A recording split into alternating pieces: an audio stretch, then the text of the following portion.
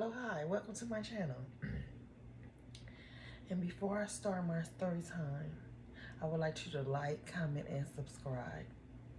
Thank you. I'm on the road to 100K and I'm not stopping till I get it. Anyway, this is the time that I lost my mom.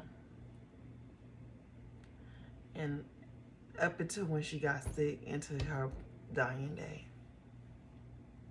I remember my sister she went to jail. It was around like a November of I want to say 2000. I want to say 2008. Yeah, I want to say around about like 2008. Yeah, around about like 2008. And you know, that really stressed my mama out. You know what I'm saying? 'Cause you know how mother is. You know, they love their kids or whatever. So I'll say around about like in January, 2 months later, my mama got real sick. I got a call that she couldn't breathe and they had to rush her to the hospital. When I got there, it was all kinds of tubes in her mouth and everything.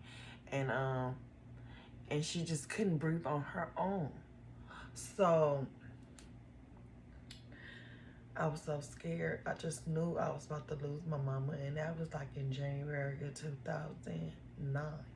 2 months after, you know, my sister went to jail. But I'm telling you, we almost lost her, but they end up trying to take the ventilator out to make her breathe on her own, and she couldn't. Tried to put it back in. By that time they kept doing it, was so swollen up in here. So I had to find another way. It was hurting her too. So they end up giving her a tracheotomy, a trach right here, you know, a little thing right here. And so they had to have her trach. So that was something new for my mom or whatever. You know, she had to do suction and doing all that, and it was just too much for her. Okay, so fast forward to my sister getting out. My sister got out, I want to say, in December of 2010. And 2 months later, that's when my mama health took a turn for the bad. That was 2 months later. And I had got a call in the middle of the night, but I wasn't able to answer the phone because I had like some kind of I can't remember what kind of phone those was. BlackBerry. It was a BlackBerry. So I had a BlackBerry and it was charged up to the computer. So I guess after the computer died down to make the phone die. So they couldn't get in touch with me. But all of a sudden I got banging on the door, and it was my niece and my sister, one of my sister's best close friends. And they came over there to tell me my mama was rushed to the hospital again because she couldn't breathe and she had blood coming out her nose and mouth. I know it wasn't good. So my dad and everybody had rushed down there to the hospital. Even my cousin, you know. But I was shaking, you know what I'm saying? So I couldn't. But you know, all the kids was in my mama's house, so I just said I'll stay here with the kids until y'all let me know something. I was on the phone with her sister to let her know, you know, that she was in the hospital and what was going on. While I was on the phone talking to my auntie, I had got a call from my dad. And he was I heard screaming in the background. I kinda knew what was going on. And he started crying. And once he started crying, he got to saying like my mama didn't make it. I couldn't do it. I had to click over and tell my auntie that her sister did not make it.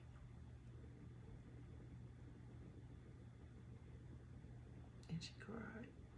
And she dropped the phone.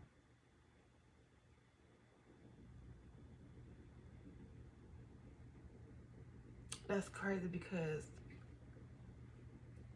she was just in the hospital about a week ago. I want to say about a week. before this happened. And, you know, we would come up there and see her and stuff because my sister she had like this big thing of not leaving my mom there by herself. So she made sure somebody was there with her all the time. You know, I had to work. So sometimes I come and, you know, we all switch off or whatever. So the day before my mom passed away, she told me her heart wasn't doing too good. She said my heart not doing good. And there's nothing they can do about it. In my mind, I'm thinking, maybe she can get a pacemaker. But I said, you know what, we'll talk about it when you get home. Because she was going home, like, the next day. You know what I'm saying? Like, she was going home the next day. So when the next day come, it was time for her to go home. I worked that day, too. I got off early, too. I want to say around by, like, 1 o'clock. So my sister was going to go get her. Which I think she was going to get her around by, like, maybe, like, 3 or 4 o'clock. Somewhere up in here. Maybe 5, if I'm not mistaken. So I came home. I was tired that day. And I decided to go to sleep. So I was tired. I went to sleep. I took me a nap. So when I took a nap, something woke me up. It was like, go to your mama's house. And I tried to shake it off. I was like, nah, I'll be there in the morning. You know, I see her. You know, I'm tired. I'll go see her tomorrow. I'm going to let her rest. And then something else woke me up again. It was like, no, go to your mama's house. So something just said, go to my mama's house. Something kept telling me to go to my mama's house. So I just said, you know what? I'm just going to go to my mama's house because something keep telling me to go to my mama's house. So I'll go to my mama's house. And I kick it there with the kids. We watch TV or whatever. By this time, my sister, she gone. She went to go pick up my mama. So I get a call. They asking, where you at? When you going? We on our way to mama's house. You can come now. I was like, oh, I'm already here. Because I was already sitting here watching TV with the kids and whatnot. So she ended up coming, but for some reason when it was daytime, because when I came there it was early. It had to be around by like 2 or 3 maybe I came, because I did take a nap when I got home, because I got off from home around by like 12:30, maybe 1 o'clock. So I came home, I took a nap, maybe about an hour or so, and then I went to my mom's house. But for some reason when they came back, it was kind of like dark time or whatever.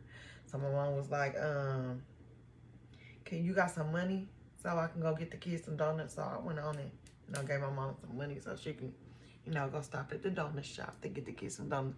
Cause that was her thing with her and her grandkids. So when I did that, they left. I stayed there with the kids. I let them go, you know, go get the donuts and come back. She came back. You know, we got her all situated and stuff. I helped her get all her stuff together, make sure she was suction, make sure her suction thing was, you know, she had like a little suction thing where the stuff go in. So I was making sure that was clean and that was, you know, whatever. So I had got her all together. And I wanted to talk about this pacemaker. But I said, no, I'm just going to go away until the morning because, you know, it's just too much, you know, going on or whatever. So I think I left around about, I want to say around about like 11. It was about 10 or 11. It was kind of late. It was really late when I left. Then I went and gave my mama a hug and a kiss. Told her I'll be back in the morning. I said, I'll be back in the morning, Mom. Sure did. And then when I left, I went home. And that's when I got woke up by my niece. And my sister's close friend to let me know that my mom was rushed to the hospital with blood coming out her nose and mouth.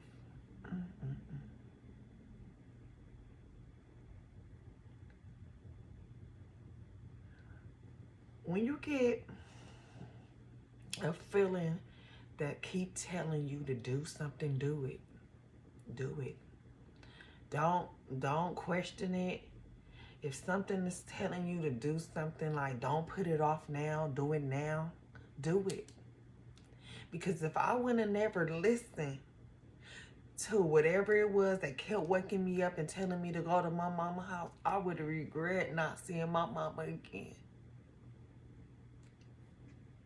Whatever that was, it was trying to let me know, come spend your last little time with your mom. And something just told me, like, no, no, no. I'm just gonna, I'll see her in the morning. And gonna find out, morning never got here.